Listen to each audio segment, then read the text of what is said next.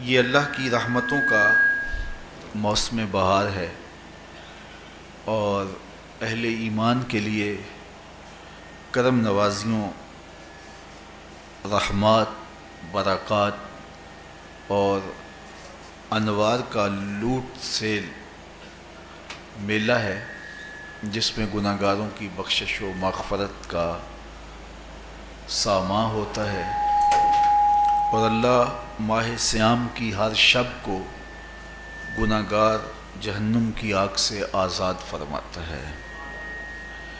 یہ بابرکت مہینہ اپنے دامن میں اتنی برکتیں لیے ہوئے جلوہ گر ہوتا ہے کہ رسول کریم صلی اللہ علیہ وآلہ وسلم نے ارشاد فرمایا، اگر لوگوں کو پتہ چل جائے کہ رمضان میں کیا ہے تو وہ آرزو کریں کہ پورا سال ہی رمضان رہے۔ اتنی برکتیں اور اتنی رحمتیں اللہ نے اس مبارک مہینے کے دامن میں ڈال دی ہیں۔ میں نے جو آپ کے سامنے آیت کریمہ تلاوت کی ہے، اس میں بھی اس مفہوم کو بیان فرمایا گیا کہ اے ایمان والو، تمہارے اوپر روزے فرض کیے گئے ہیں جس طرح تم سے پہلوں پہ فرض کیے گئے تھے۔ یا ایھا الذین آمنوا کتب علیکم الصیام کما کتب علی الذین من قبلکم۔ کیوں فرض کیے گئے؟ وجہ کیا ہے؟ لعلکم تتقون، تاکہ تم متقی بن جاؤ، تم پرہیزگار بن جاؤ۔ تو روزے کی فرضیت کا نتیجہ تقوی کا حاصل ہونا ہے، اتقاء کی دولت کا نصیب ہونا ہے۔ تو اس آیت کریمہ میں تین چیزیں بیان کی گئی۔ سب سے پہلی، اے ایمان والو، تمہارے اوپر روزے فرض کیے گئے۔ پھر دوسری بات، جس طرح تمہارے سے پہلوں پہ فرض کیے گئے۔ اور تیسری بات، تاکہ تمہیں تقوی کا نور نصیب ہو، تمہیں اتقاء کی دولت نصیب ہو۔ تو ایک تو روزے کی فرضیت کا حکم دیا گیا، اور دوسرا یہ تسلی دی گئی کہ یہ بھوک اور پیاس کی شدت تمہیں ہی نہیں کاٹنا پڑے گی، تم سے قبل بھی لوگ یہ عبادت کرتے رہے ہیں اور وہ اس مشکل عبادت سے تقوی کو حاصل کرتے رہے ہیں، اور تمہیں بھی ہم اس راستے سے تقوی نصیب کرنا چاہتے ہیں۔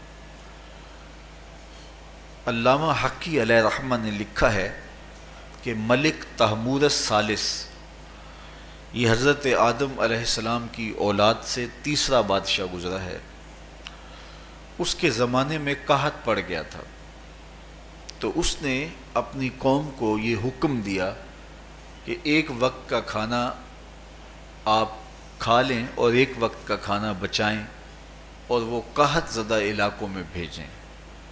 تو قوم نے اس حکم کو بصر و چشم قبول کیا اور ایک وقت کا فاقہ کاٹ کے اپنے ان بھائیوں کے لیے وہ کھانا بھیجتے جو قحط میں مبتلا تھے۔ قوم کی یہ ادا اللہ کو پسند آ گئی اور وقت کے نبی پر وحی کی گئی کہ تمہارے اس عمل کو ہم عبادت قرار دیتے ہیں۔ تو حضرت آدم علیہ السلام کے بعد متصل ہی یہ عبادت فرض کی گئی، اور پھر جتنی بھی ملتیں، قومیں اور امتیں آئیں، ان میں روزے کی تحسین کی گئی اور روزے کی تلقین کی گئی۔ پرانی جتنی بھی کتابیں ہیں، اناجیل ہیں، تورات ہے، اس میں روزہ داروں کی تعریف موجود ہے۔ اور حضور علیہ السلام جب اس دنیا پہ تشریف فرما ہوئے تو آقا کریم روزے کی فرضیت سے پہلے بھی روزے رکھتے تھے۔ ویسے روزہ سن 2 ہجری کو فرض ہوا ہے، شعبان المعظم کے مہینے میں، لیکن اس سے قبل بھی ایام 20 کے حضور روزے رکھتے تھے، اور اس کے علاوہ بھی مختلف ایام میں اللہ کے محبوب روزے رکھتے تھے۔ روزے کی فرضیت کے بعد حضور علیہ السلام کی زندگی میں کل 9 رمضان آئے ہیں، جس میں 7 29 کے تھے اور 2 30 کے تھے۔ یہ بات ذہن میں رکھیے گا کہ روزے 29 ہوں ثواب پھر بھی 30 کا ہی دیا جاتا ہے. تو زیادہ تر جو رمضان المبارک کے مہینے ہوتے ہیں وہ 29 کے ہوتے ہیں، 30 کے کم ہوتے ہیں. حضور کی زندگی میں 9 میں سے 7 جو ہیں وہ 29 کے ہوئے ہیں اور 2 30 کے ہوئے ہیں، تو ثواب پورے 30 کا ہی ہے. بعض لوگوں کو زیادہ ہی مسئلہ ہوتا ہے، 29 ہو جائیں تو یہ اللہ کا کرم ہے کہ روزہ رکھنا بھی نہیں پڑا اور 30ویں کا ثواب بھی مل گیا، لیکن وہ شور مچا دیتے ہیں کہ یہ روزہ کھا گئے ہیں. میرا نہیں خیال کہ کسی کو اپنے ذمے اتنی بڑی امت کا بوجھ لینے کی پریشانی ہو اور وہ خام خواہ ایک روزے کے لیے پوری امت کا بوجھ اپنے کندھوں پر ڈال لے. تو 29 روزے ہوں یا 30 ہوں، اللہ ثواب پورے 30 کا ہی عطا کرتا ہے. روزہ اللہ تعالیٰ جل شانہ کی رضا اور اس کی محبت کے حصول کا ذریعہ ہے، اور اس کا عملی نتیجہ جو اس آیت کریمہ میں بیان کیا گیا وہ تقوی ہے. لعلکم تتقون، روزہ اس لیے فرض کیا گیا کہ تمہیں تقوی نصیب ہو جائے، اتقاء کی دولت نصیب. اب سوال یہ ہے، کیا تقوی بھوک اور پیاس سے حاصل ہوتا ہے؟ پیاس کاٹنے سے، بھوک کاٹنے سے کیا تقوی نصیب ہو جاتا ہے؟ صبح سے لے کر شام تک روزہ رکھنے کی تلقین کی گئی. یہاں ناروے میں اور مختلف ممالک کے اندر 20 گھنٹے کا روزہ ہے، اور ہمارے بھی یہاں 16-17 گھنٹے مسلسل شدت کی گرمی میں بھوک اور پیاس کاٹنا ہوتی ہے. اتنا طویل دورانیہ جو بھوک اور پیاس کاٹی ہے، اس کا مقصد رزق بچانا نہیں ہے، بلکہ وَيُزَادُ فِيهِ رِزْقُ الْمُؤْمِنِ، ماہ سیام میں مومن کا رزق بڑھ جاتا ہے. آپ اپنا بجٹ دیکھ لیجئے، باقی مہینوں کی نسبت ماہ سیام میں آپ کے اخراجات زیادہ ہوتے ہیں اور کشادگی ہوتی ہے. تو یہ کوئی خوراک بچاؤ مہم نہیں ہے، بلکہ رزق تو بڑھ جاتا ہے، لیکن اس کے باوجود 20 گھنٹے، 17 18 گھنٹے پیاس اور بھوک کاٹنا، اس کا کوئی مقصد ہے تو وہ مقصد قرآن نے بیان کیا کہ اس کے نتیجے میں تمہیں اتقاء کی دولت ملے گی، تمہیں تقوی کا نور نصیب ہوگا. سوال یہ کھڑا ہوا، کیا بھوک اور پیاس کاٹنے سے تقوی مل جاتا ہے؟ تو اس کو سمجھنے کے لیے ایک مختصر تمہید سمجھنا ہوگی، اور وہ یہ کہ ہمارے 2 دشمن ہیں جو ہمیں جادہ مستقیم سے ہٹانے کے لیے دن رات کوشاں ہیں. ایک شیطان اور دوسرا نفس. یہ 2 دشمن ہیں جو ہماری متاع عمل، ہمارا خلوص، ہماری للہیت، ہمارا باطن لوٹنے کے لیے ہر وقت مستعد اور فعال رہتے ہیں. اب ان 2 دشمنوں سے ہمارے تنہا ناتواں وجود کا مقابلہ ہے، اور ان میں سے جو بڑا دشمن ہے وہ نفس ہے، کیونکہ شیطان نے جب انکار سجدہ کیا تو ہم تو یہ کہتے ہیں کہ ہمیں شیطان نے بہکا دیا، لیکن شیطان نے جب انکار سجدہ کیا اور خود بہک گیا تو اس وقت کوئی دوسرا شیطان تو نہیں تھا جس نے شیطان کو بہکایا، وہ نفس تھا جس نے شیطان کو شیطان بنایا. اس نے اندر سے کہا انا خیر منہ، میں بہتر ہوں. تو یہ انانیت جو تھی، انا خیر منہ، اس نے اس کو بہکایا. تو شیطان کو شیطان بنانے والا نفس ہے، تو نفس شیطان سے بھی بڑا دشمن ہے. ایک بزرگ تھے، وہ ساری زندگی اپنی زبان پہ انا کا لفظ نہیں آنے دیتے تھے. اس مفہوم کو بیان کرنا ہوتا تو وہ با الفاظ دیگر بیان کرتے. میں کا لفظ، انا کا لفظ وہ اپنی زبان پہ ساری زندگی انہوں نے جاری ہی نہیں ہونے دیا. کہتے تھے اس لفظ نے شیطان کا بیڑا غرق کر دیا، تو میں یہ لفظ زبان پہ آنے نہیں دوں گا. اچھا، بندے بھی بڑے عجیب ہوتے ہیں. کسی نے کہا لو ان کی زبان پہ یہ لفظ آتا کیوں نہیں، میں جاتا ہوں اور ان کی زبان پہ یہ لفظ آئے ہی آئے. چلے گئے. بزرگ تشریف فرما تھے، نماز کا وقت قریب ہو رہا تھا. حضرت ایک مسئلہ پوچھنے آیا ہوں. کہا پوچھیے. شیطان کو کس چیز نے برباد کیا؟ حضرت آپ تو بولیں گے کہ میں نے، آنا نے، تو کہوں گا جیسے بھی ہوا ان کے زبان پہ لفظ میں تو آ ہی گیا نا. تو وہ بزرگ بھی بڑے سیانے تھے، اس کی نیت کا کھوٹ سمجھ گئے. فرمانے لگے بیٹا نماز کا وقت ہو گیا ہے، نماز پڑھ لیتے ہیں پھر اس پہ بات ہوتی ہے. نماز ہوئی، سلام پھرا تو خود ہی فرمانے لگے کسی نے کہا تھا کہ شیطان کو کس چیز نے برباد کیا، جواب دینا چاہ رہا ہوں کس نے پوچھا تھا، جھٹ کھڑا ہو گیا میں نے کہا اسی چیز نے اس کا بیڑا غرق کر دیا. تو جو نفس تھا وہ شیطان کو شیطان بنانے والا ہے. تو ہمارے ساتھ نفس بھی لگا ہوا ہے، ہمارے پیچھے شیطان بھی لگا ہوا ہے. شیطان بھی بڑا مکار دشمن ہے، چھوٹا دشمن یہ بھی نہیں ہے. یہ ہماری متاع عزیز کو، متاع ایمان کو، متاع عمل کو، متاع خلوص کو لوٹنے کے لیے دن رات مستعد اور فعال رہتا ہے. اللہ کے محبوب نے فرمایا الشیطان جاسم علی قلب ابن آدم فاذا ذکر اللہ خانسا واذا غفل وسوسا. شیطان اولاد آدم کے دل پہ قبضہ جما کے بیٹھ جاتا ہے. جب یہ اللہ کا ذکر کرتا ہے تو بھاگ جاتا ہے، اور جب یہ اللہ کے ذکر سے غافل ہوتا ہے تو یہ وسوسہ اندازی کرتا ہے.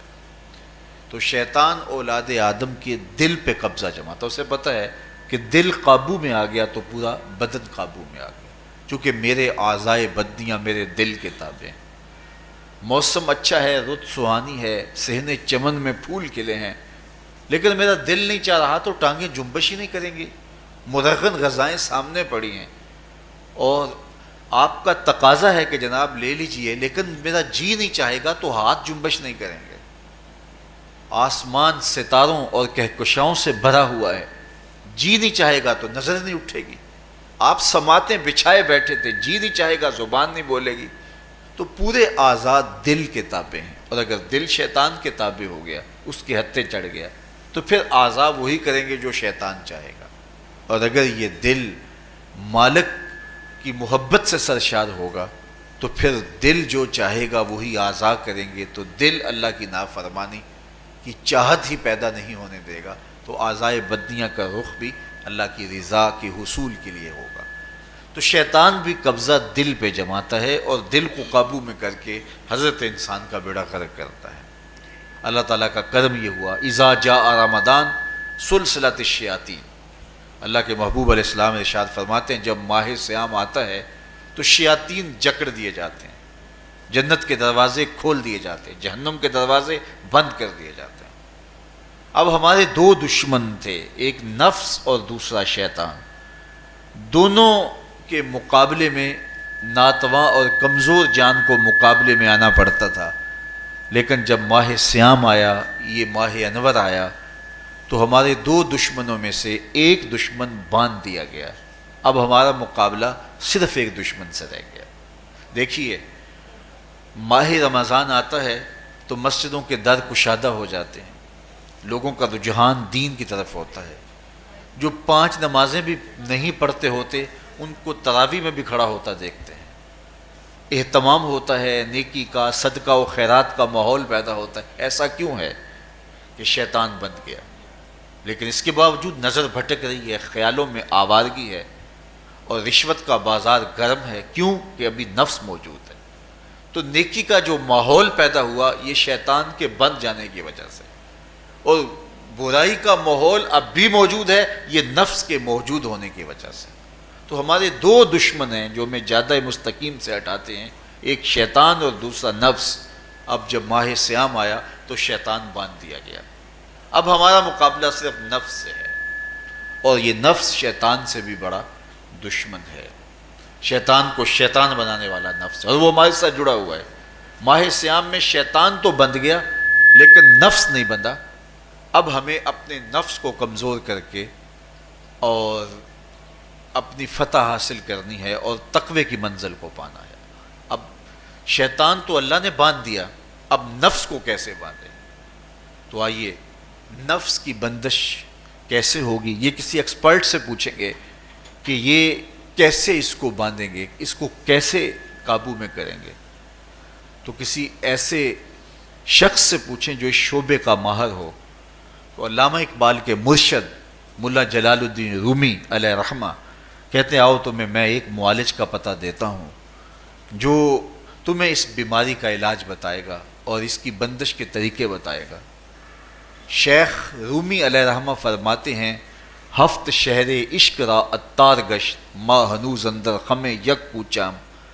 عشق کے 7 شہر شیخ فرید الدین اتار گھوم چکے ہیں، اور میرے جیسا شخص عشق کے پہلے شہر کی پہلی گلی کے کونے پہ کھڑا ہے۔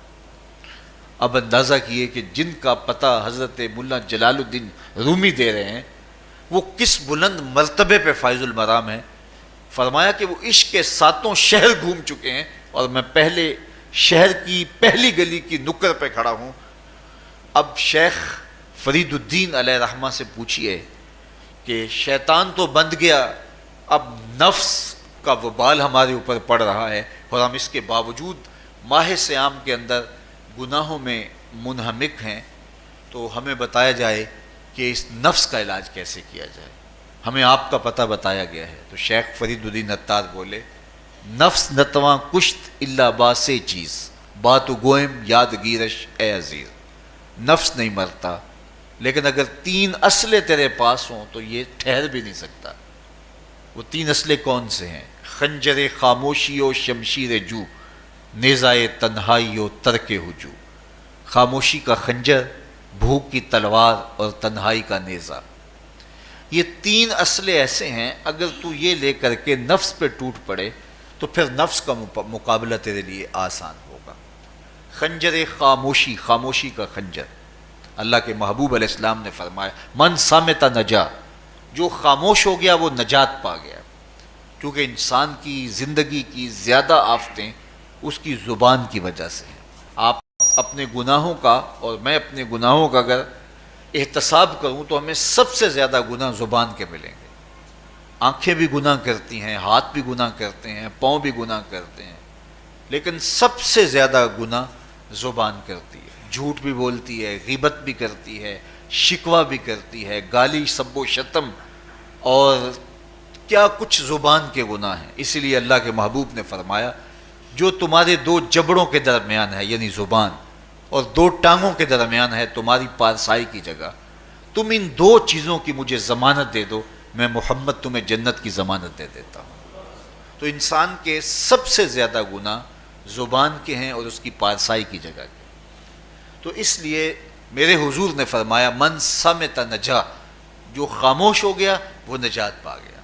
خنجر خاموشی، خاموشی کا خنجر نفس کشی کا ایک مؤثر ذریعہ ہے۔ اور دوسری بات بشمشیر جو، اور بھوک کی تلوار، تو بھوک سے نفس کا مقابلہ کیا جا سکتا ہے، بھوک کی تلوار سے نفس کا سر کاٹا جا سکتا ہے۔ اللہ کے محبوب کا فرمان سنیے یا معاشر الشباب من استطاع منکم الباء فلیتزوج فإنہ اغض للبصر واحسن للفرج فمن لم یستطع فعلیہ بالصوم فإنہ لہ وجاء۔ اے جوانوں کے گروہ، تم میں سے اگر کوئی نکاح کرنے کی طاقت رکھتا ہے تو وہ دیر نہ کرے، فی الفور نکاح کر لے، یہ نظر کا اور پارسائی کا محافظ ہے۔ لیکن اگر تم میں سے کوئی نکاح کرنے کی فی الحال پوزیشن میں نہیں ہے تو وہ کثرت کے ساتھ روزے رکھے۔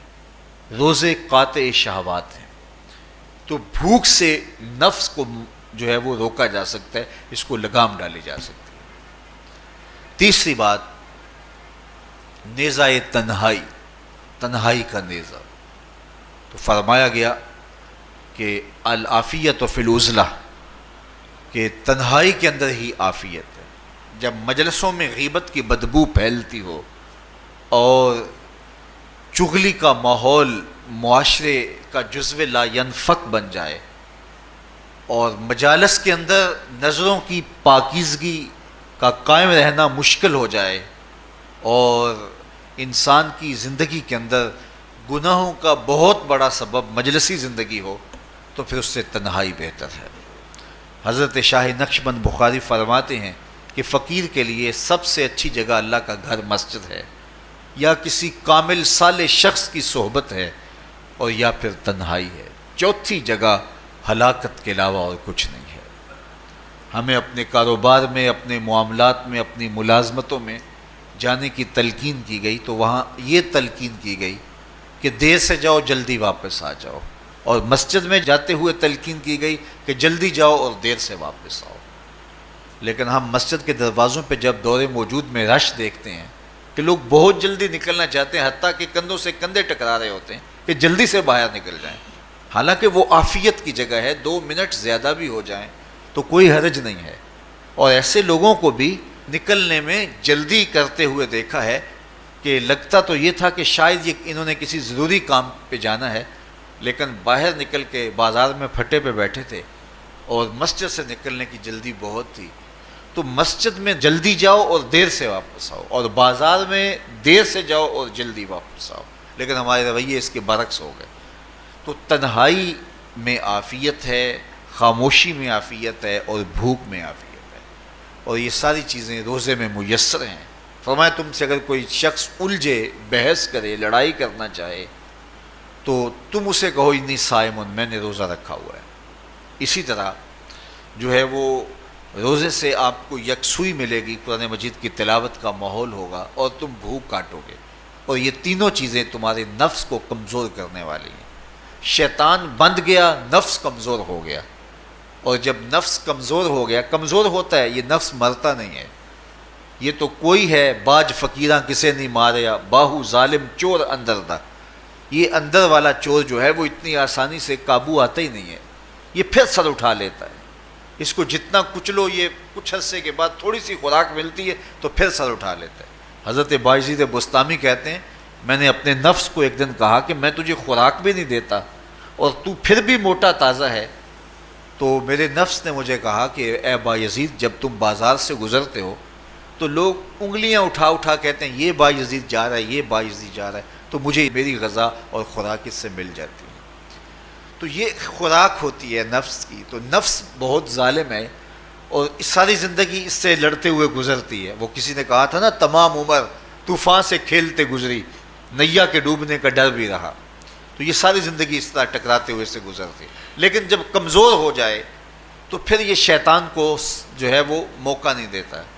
لیکن اگر نفس اگر ماہ صیام میں ہمارا کمزور نہ ہوا، صرف ہم نے بھوک ہی کاٹی اور باقی اپنے معمولات وہی رکھے، تو میرے حضور نے فرمایا جس نے جھوٹ اور برے کام نہیں چھوڑے اور جھوٹے کام ترک نہیں کیے، اس کے بھوکا اور پیاسا رہنے کی اللہ کو کوئی ضرورت نہیں ہے۔ روزہ تو ایک مشق تھی، یہ تو باطن کی تطہیر کا ایک ذریعہ تھا، یہ تو من کی تہذیب کا ایک ذریعہ تھا، یہ تو نفس کی شر سے اپنے آپ کو بچانے اور شیطان کے مکر و فریب سے بچانے کا ایک ذریعہ تھا۔ دیکھیے شیطان بند جاتا ہے ماہ صیام میں، حدیث واضح ہے، لیکن نفس موجود رہتا ہے۔ اگر نفس کمزور ہو گیا تو شیطان چھٹ کے بھی کچھ نہیں کرے گا، کیونکہ شیطان باہر کا دشمن ہے، نفس اندر کا دشمن ہے۔ جب تک اندر والا دشمن ساتھ نہیں دیتا، باہر والا دشمن کچھ نہیں کر سکتا۔ ہمارے دیہاتوں میں چوری ہو جائے تو بوڑھے بزرگ سر جوڑ کے بیٹھ جاتے ہیں کہ چور کہاں سے آیا، کیسے آیا، تو ایک نقطے پہ سارے متفق ہوتے ہیں کہ اندر کا کوئی بھیتی ضرور موجود ہے۔ اگر اندر کا کوئی بھیتی موجود نہیں ہے تو چور باہر سے آ کے حملہ آور ہو ہی نہیں سکتا ہے۔ تو شیطان باہر کا چور ہے، نفس اندر کا بھیتی ہے، اور اگر یہ اندر والا باہر والے کا ساتھ نہ دے تو شیطان انسان پر حملہ آور ہو ہی نہیں سکتا۔ اس لیے اس کو قابو کر لیں، اس کو رام کر لیں، تاکہ شیطان چھٹنے کے باوجود بھی جو ہے وہ ہمارے اوپر حملہ آور نہ ہو سکے۔ ورنہ وہ تو پیچ و تاب کھا رہا ہے کہ یہ جو تم نمازیں پڑھتے ہو، سروں پہ ٹوپیاں تم نے پہنی ہیں اور بڑے شریف بن کے مسجد میں جا رہے ہو، ذرا چھٹ لوں عید کے دن ہی جو ہے وہ تمہارا سارا کیا دھرا برباد نہ کیا تو مجھے شیطان نہ کہنا۔ تو وہ سب کچھ برباد کر دیتا ہے اگر ہمارے نفس کی تہذیب نہیں ہوتی۔ تو یہ اللہ نے ایک ہمیں موقع دیا ہے، پورا ایک مہینہ ہے، ایک ورکشاپ ہے باطن کی تطہیر کے لیے اور ایک اندر کی پاکیزگی کے لیے ہمیں ایک موقع فراہم کیا گیا ہے، اور اس سے ہم بھرپور فائدہ حاصل کریں۔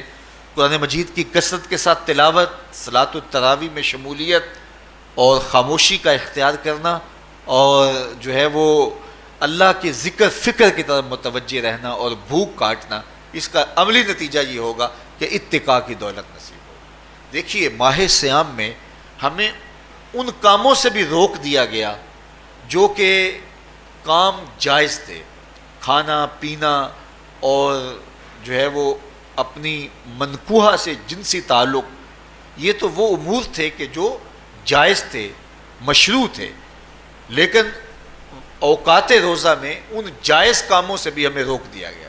اس فلسفے کو ہمیں سمجھنا ہوگا کہ جو کام شریعت میں جائز تھے، مشروع تھے، روزہ ان سے بھی رک جانے کا نام ہے۔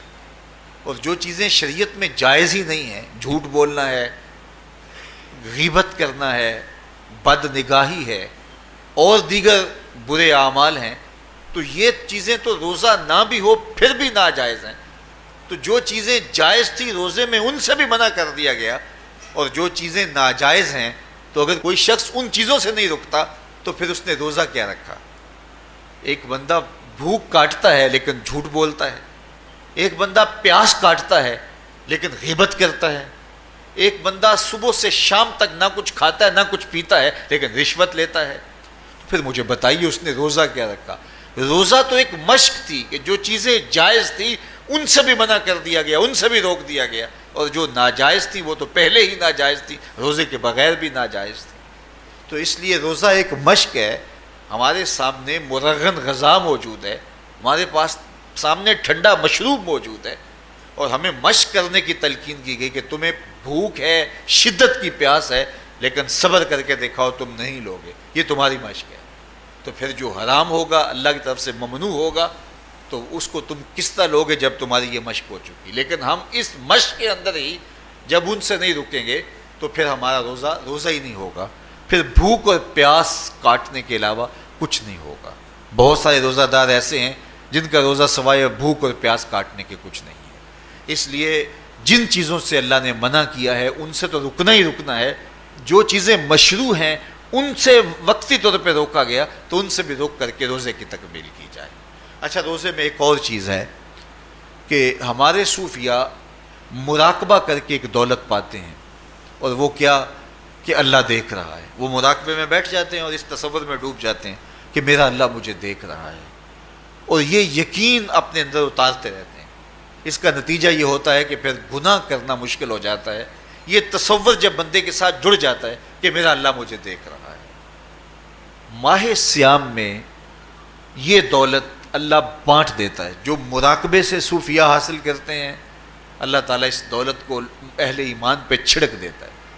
کڑکتی دھوپ، برستی گرمی، زباں کانٹا، ہونٹ خشک، ٹھنڈا پانی دستیاب، دروازہ مقفل، کوئی دیکھنے والا بھی نہیں ہے، لیکن بندہ ایک گھونٹ بھی نہیں پیتا، وضو کرتے بھی احتیاط کرتا ہے کوئی قطرہ حلق سے نیچے نہ اتر جائے، کیوں کہ میرا اللہ مجھے دیکھ رہا ہے۔ جو چیزیں صوفیاء کو مراقبے سے نصیب ہوتی ہیں، ماہ سیام میں اللہ اس دولت کو بانٹ دیتا ہے، چھڑک دیتا ہے، بارش کی طرح وہ دولت برستی ہے، اور یہ تصور ہمارے ساتھ جڑ جاتا ہے کہ میرا اللہ مجھے دیکھ رہا ہے۔ ہم پانی نہیں پیتے، اللہ دیکھ رہا ہے، مرغن غذائیں موجود ہیں کہ اللہ دیکھ رہا ہے۔ تو میں یہ پوچھتا ہوں کہ ہم کھانا نہیں کھاتے کہ اللہ دیکھ رہا ہے، ہم پانی نہیں پیتے کہ اللہ دیکھ رہا ہے، لیکن جب رشوت لے رہے ہوتے ہیں اللہ اس وقت نہیں دیکھتا؟ جب نظر بھٹک رہی ہوتی ہے اللہ اس وقت نہیں دیکھتا؟ جب خیال بہک رہا ہوتا ہے اللہ اس وقت نہیں دیکھتا؟ جب سوچوں میں آوارگی آتی ہے اللہ اس وقت نہیں دیکھتا؟ تو یہ صرف وہ کھانے اور پینے کو ہی دیکھ رہا ہے، باقی امور زندگی کو نہیں دیکھ رہا، اور وہ کیا صرف رمضان میں دیکھتا ہے، غیر رمضان میں نہیں دیکھتا؟ تو یہ جو نور اترا تھا ماہ سیام میں، اس کو اپنے اندر اگر جذب کر لیا جائے تو زندگی سنور جاتی ہے۔ جو مراقبوں سے حاصل ہوتا تھا ماہ سیام میں، وہ میںہ کی طرح برسا، اور ہم اس کے اپنے اندر سمولیں، جذب کر لیں، تو نتیجہ یہ ہوگا کہ ہماری زندگی نور نہ لا نور ہو جائے گی۔ اور یہ تصور جب انسان کی زندگی میں جم جائے تو یہ گناہوں سے روکنے کا مؤثر ذریعہ ہے کہ میرا اللہ مجھے دیکھ رہا ہے۔ مجھے بتائیے اس سے بڑا ہیجان انگیز بھی کوئی منظر ہو سکتا ہے کہ حسن کی پتلی ہے، اور جو ہے وہ اس کی ایک ایک ادا اور اشوے سے قیامتیں پھوٹتی ہیں، اور وہ خود جناب یوسف کے سامنے اپنے حسن کو پیش کر رہی ہے، ساتوں دروازے بھی مکفل ہیں، بت کے اوپر بھی کپڑا ڈال لیا، اور زلیخا حضرت یوسف کو خود کہہ رہی ہے تالک یوسف اب تو آ جاؤ نا، ذرا آنکھ اٹھا کے میرے جلوے دیکھو۔ لیکن جناب یوسف کیا بولتے ہیں؟ قال معاذ اللہ، میں اللہ کی پناہ میں آتا ہوں۔ کہا تو 7 دروازے بند کر کے لوگوں کی نظروں سے چھپ گئی، اور موٹا کھیس ڈال کے اپنے زوم میں اپنے اس جھوٹے خدا سے بھی شرم کرتی ہے اور اس سے چھپ گئی، میں اس خدا سے حیا کیوں نہ کروں جو 7ویں کوٹھڑی میں بھی دیکھ رہا ہے۔ پھر اتنی روشنیاں برسی، اتنا یقین برسا کہ گناہ کیا، گناہ کا تصور بھی محال ہو گیا۔ تو مجھے بتائیے کتنا ہیجان انگیز منظر تھا جب حسن قدموں میں بچھنے کے لیے خود بےتاب تھا، اور حضرت یوسف جوان رانا ہیں، جوانی اور شباب پورے بانکپن پہ ہے، اور ادھر حسن مچل مچل کے قدموں میں بچھ رہا ہے، لیکن یہ جذبہ کہ میرا اللہ مجھے دیکھ رہا ہے ایسی رکاوٹ بنتا ہے، قال معاذ اللہ، کہا میں اللہ کی پناہ میں آتا ہوں۔ تو یہ یقین جب بندے کے ساتھ جڑ جاتا ہے کہ میرا اللہ مجھے دیکھ رہا ہے، تو پھر انسان کے لیے گناہ سے بچنا کوئی مشکل نہیں ہوتا۔ گھر میں فاقے ہوں، مشکل میں بندہ پھنسا ہو اور اس کو رشوت مل رہی ہو، تو پھر اپنا ہاتھ روکنا بڑا مشکل ہوتا ہے، بلکتے بچوں کا خیال آتا ہے۔ لیکن جب یہ خیال ہو کہ میرا رب میرا رازق ہے اور میرے اس عمل کو دیکھ رہا ہے، تو پھر بندہ اس کو پرے کا کی حیثیت بھی نہیں دیتا، اور جب وہ پاؤں کی ٹھوکر پہ بھی نہ رکھے تو پھر اللہ فرماتا ہے وَيَرْزُقُهُ مِنْ حَيْثُ لَا يَحْتَسِبُ، تو یہ کر کے دیکھ میں تجھے وہاں سے رزق دوں گا جہاں سے تجھے گمان بھی نہیں ہوگا۔ تو اپنے یقین کو کھڑا کر کے دیکھ، میرے اوپر اعتماد کر کے دیکھ۔ میرے حضور نے فرمایا اللہ پر توکل کرنے کا جو حق ہے اگر تم ادا کرو، وہ تمہیں ایسے رزق دے جیسے پرندوں کو عطا کرتا ہے۔ صبح گھر سے نکلتے ہیں خالی پیٹ ہوتے ہیں، ہمیں تو پتہ ہے دفتر میں جانا ہے، ہمیں تو پتہ ہے دکان پہ جانا ہے، ہمیں تو پتہ ہے فیکٹری میں جانا ہے، ہمیں تو پتہ ہے کہ ہم نے فلاں جگہ جا کے دہاڑی لگانی، لیکن ان کا کوئی کاروبار نہیں ہوتا، کوئی فیکٹری نہیں ہوتی۔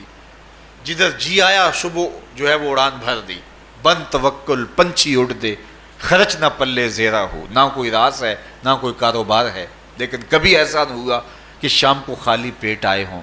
تو کہا اگر تم اللہ پہ توکل کر لو، وہ بھی تمہیں ایسے رزق دے جیسے پرندوں کو رزق عطا کرتا ہے۔ پرندوں میں سے ایک پرندہ ہے ہنس، یہ سچے موتی کھاتا ہے، اور آپ پنساری کے پاس موتی لینے جائیں تو ہزاروں روپے تولے کے ماشے کے حساب سے آپ لیں تو پھر بھی آپ سوچتے ہیں کہ پتہ نہیں یہ خالص دیے یا نہیں دیے۔ وہ اتنے نایاب اور کامیاب ہیں کہ آپ ماشوں اور تولوں میں خریدتے ہیں اور پھر بھی آپ کو شک رہتا ہے کہ یہ خالص ہیں یا کہ نہیں۔ اور ہنس کھاتا ہی وہ ہے، اور دنیا پر ایک نہیں لاکھوں کروڑوں ہنس ہیں، اور روزانہ صبح و شام کھاتے ہیں اور پیٹ بھر کے کھاتے ہیں، اور اللہ انہیں روز عطا بھی کرتا ہے۔ تو یہ مالک وہ ہے، رازق ہے۔ جب اس پہ توکل اور اس پہ یقین پیدا ہو جاتا ہے تو پھر مشکل نہیں رہتا، پھر آسانی پیدا ہو جاتی۔ تو روزوں میں اللہ تعالیٰ یہ یقین دیتا ہے کہ وہ مجھے دیکھ رہا ہے، بندہ یہ تیقن پیدا کر لیتا ہے کہ میرا اللہ مجھے دیکھ رہا ہے۔ بعض کا چھوٹے بچے روزہ رکھ لیتے ہیں تو مائیں بے چین ہو جاتی ہیں، جب دوپہر کے وقت پھول جیسے بچے کملا جاتے ہیں تو مائیں انہیں بند کمرے میں کوئی کھانا یا کوئی ٹافی یا کوئی اور چیز یا چاکلیٹ دیتی ہیں کہ بیٹے یہ کھا لو، تو وہ بچے نہیں کھا رہے ہوتے تو مائیں کہتے ہیں پتر کھا لو، کوئی نہیں دیکھ رہا، تو وہ بچے بھی کہتے ہیں اللہ دیکھ رہا ہے۔ تو وہ جو صوفیاء کو مراقبوں سے ملتا ہے وہ ایک بچے کو بھی نصیب ہو رہا ہے کہ میرا اللہ مجھے دیکھ۔ یہاں ایک اور بھی تسلی ہے، ہم ہزار گناہ گار سہی، ہم ہزار سیاہ کار سہی، لیکن ہمارا رب پہ کتنا یقین ہے رمضان میں پتہ چلتا ہے کہ اس ذات پہ ہمارا کتنا تیقن ہے، کتنا یقین ہے، جس کو دیکھا نہیں، چھوا نہیں، بات نہیں ہوئی، جو تصور خیال کی حدود سے بھرا ہے، اتنا یقین ہے کہ ہم پانی نہیں لیتے، کھانا نہیں لیتے کہ میرا اللہ مجھے دیکھ رہا ہے۔ کاش کہ اس کو ہم اپنی پوری زندگی میں پھیلا لیں، اور اس کو زندگی میں جب ہم طاری کر لیں گے تو پھر گناہ کرنا محال اور ناممکن ہو جائے گا، اور زندگی نور علی نور ہو جائے گی، اور یہی تقوی کا حصول ہے۔ تو فرمایا اے ایمان والو، تمہارے اوپر روزے فرض کر دیے گئے جس طرح تم سے پہلوں پہ فرض کیے گئے تھے، لعلکم تتقون، تاکہ تم متقی بن جاؤ، تاکہ تم پرہیزگار بن جاؤ۔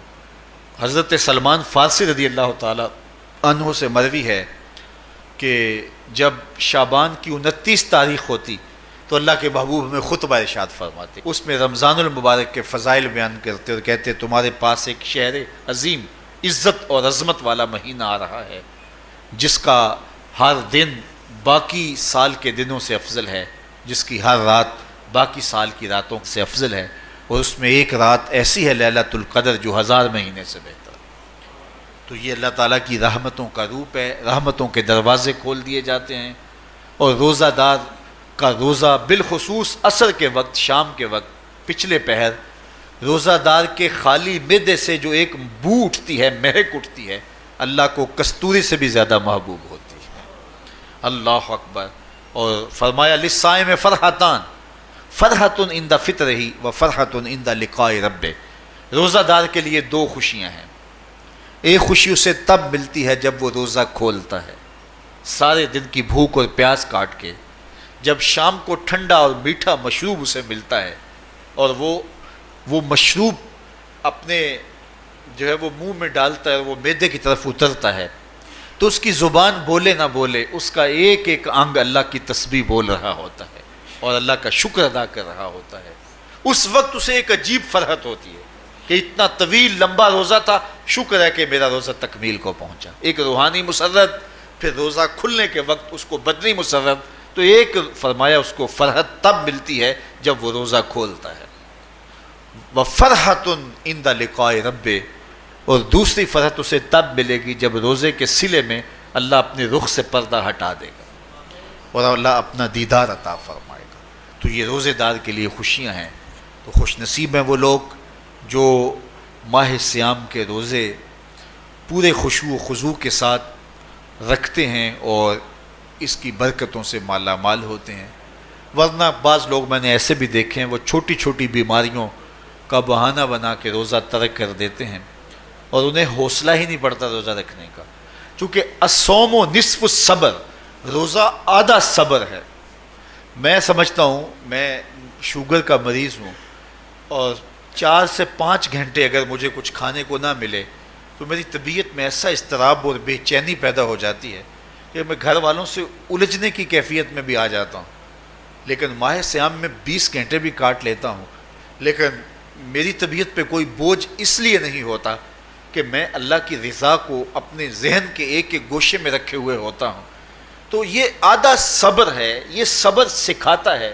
اور پھر روزے سے جب ہم بھوک کاٹتے ہیں تو غربا، مساکین، وہ لوگ جو بیچارے بھوک اور پیاس کاٹ کے زندگی گزارتے ہیں، ان کا بھی ہمیں خیال آتا ہے کہ ہمیں تو اپنے اختیار سے چند لمحوں کے لیے بھوک کاٹنی پڑی تو اس کی کلفت اور اس کی اذیت اتنی ہے. تو جو شخص مجبوری کی وجہ سے کاٹتے ہیں اور ان کے بلکتے بچے ان کے سامنے ہوتے ہیں تو پھر ان کا عالم کیا ہوگا. تو اس سے پھر صدقہ اور خیرات کا ماحول پیدا ہوتا ہے اور ہم غربا کو اپنے ساتھ خوشیوں میں شریک کرتے ہیں. اللہ تعالیٰ جل شانہ ہمیں ماہ صیام کے روزے، صلاۃ التراویح، دیگر صالح اعمال کی توفیق دے. وآخر دعوانا ان الحمد للہ رب